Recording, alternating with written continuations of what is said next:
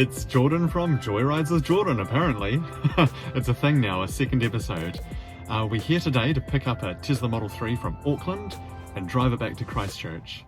It's going to be a great trip. It's going to be the longest road trip I've ever done. It's certainly a long distance to do all of this over 2 days, and it's going to be a lot of fun. Now, when in Rome, you've got to check out the mothership itself. Here at Tesla Auckland, I'm seeing the second Model Y in New Zealand. Looks pretty similar to ours. It looks pretty cool in red. Just be careful where you park it.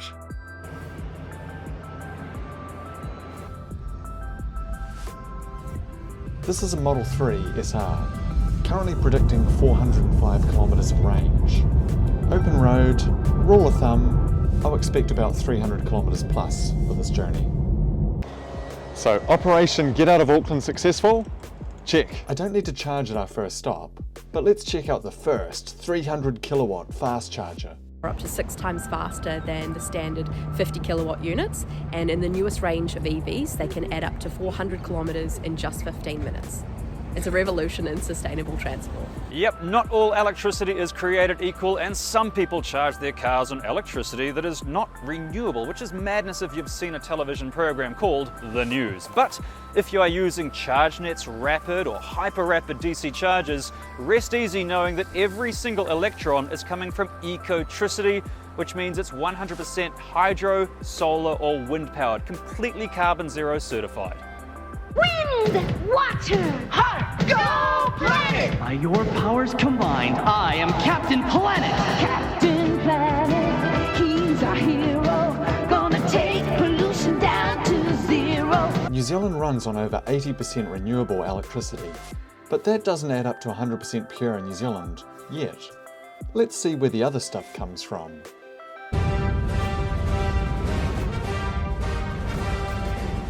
The power of the dark side. So I'm here at the Huntly Power Station, which burns coal-powered electricity, which sometimes touches our electric grid in the South Island if the lake levels are a bit low. The good news is in time, this thing over here behind us will be shut down and will be entirely renewable, carbon neutral electricity. It is a weird feeling though to go to the Huntly coal-powered station and see they've got their own electric car charger though. Thankfully, I'm not going to plug directly into the mains of this thing. We're going to make it to a fast charger which is supplied by carbon neutral electricity.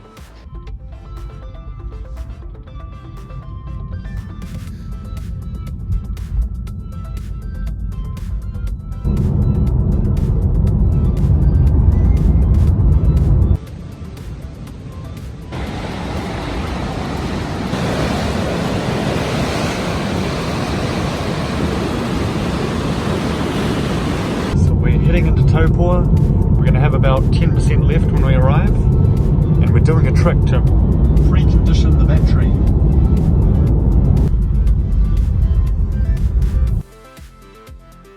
Here we go, the Taupo HPC.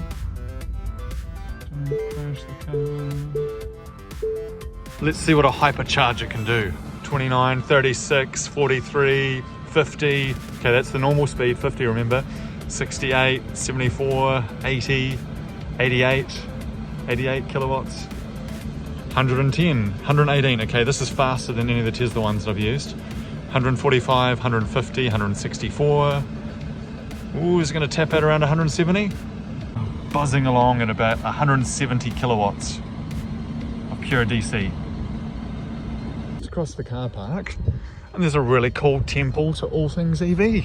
We've even got their own 50 kilowatt DC charger in Evnex, and we've even got the man himself, Steve Greenwood. And this is a man with more fast chargers than he knows what to do with.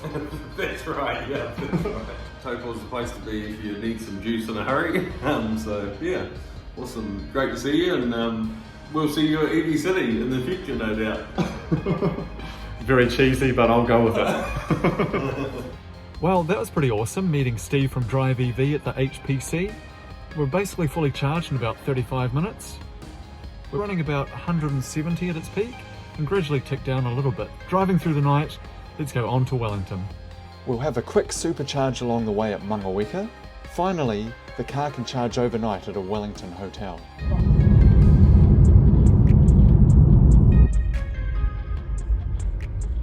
We're here at Mangaweka and we're going to use one of the Stranger Things Tesla superchargers. And the car's real excited. This is Tesla's big chance to redeem itself against the hyper rapid charger. For those playing along at home, the number to beat is 168 kilowatts. 121, I've got 126. These things officially do 125, so it's picking up an extra boost of my enthusiasm for big numbers.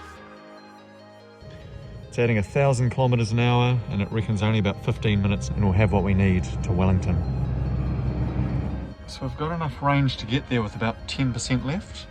So that was only about a 15-minute stop, and the car says, yeah, it'll be fine.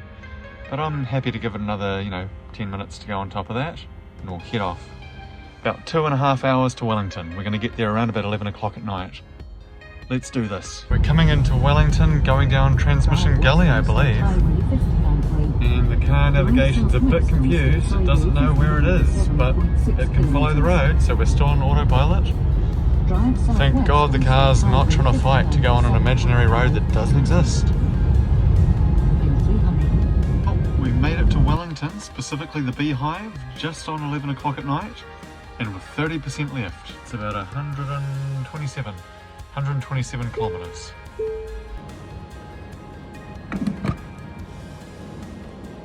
It's a chilly wind here in the capital, and I'm going to get all rugged up for a quiet night in.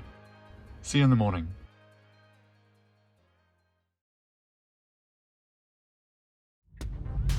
Another fine day in Wellington, and it looks like it's going to be rough seas on the Inter-Islander.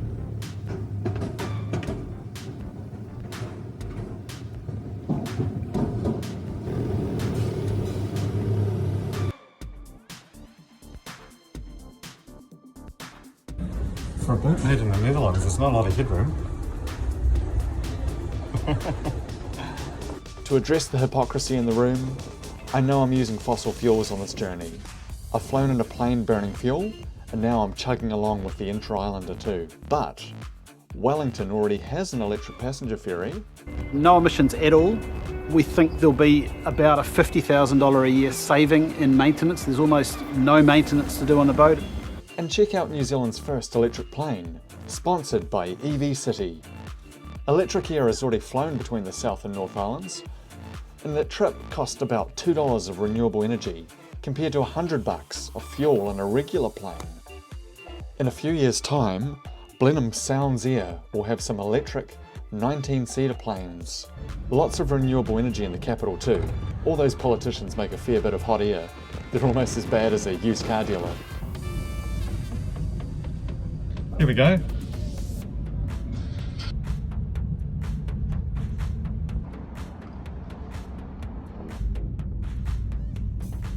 So we're on shore in PICTON in the South Island. Well, I've had a look at the graph here and it's saying we won't quite make it all the way from PICTON to Christchurch. It's saying we'd have to stay below 95 kilometers per hour to get there. So it is possible, but probably not at 100, but at 95 the car reckons we could make it. It's about 336 kilometers. The car doesn't quite think it'll make it. We'll be short by a few percent. So I'll have a quick stop at Kaikoura and we'll see you soon.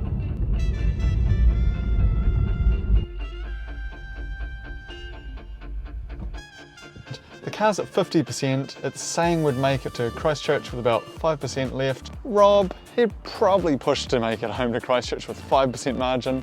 I thought, might as well stop in a beautiful spot with all the beautiful snow-capped hills over there and the beach over there. Put a bit of charge in, costs $7, and away we'll go and make it easily for the last part of our long 16-hour journey. So what have we learned from this Joyride with Jordan? The Tesla Model 3 remains my favourite car for a road trip. Autopilot is amazing and makes long trips very manageable. The seats are awesome and super comfortable. And ultimately, North Island and South Island alike, we live in a gorgeous country. It's absolutely fantastic to drive a large stretch across both islands and take in the sights. I made it safely back to Christchurch after 16 hours on the road, and the Tesla itself, the first person who test drove it, bought it.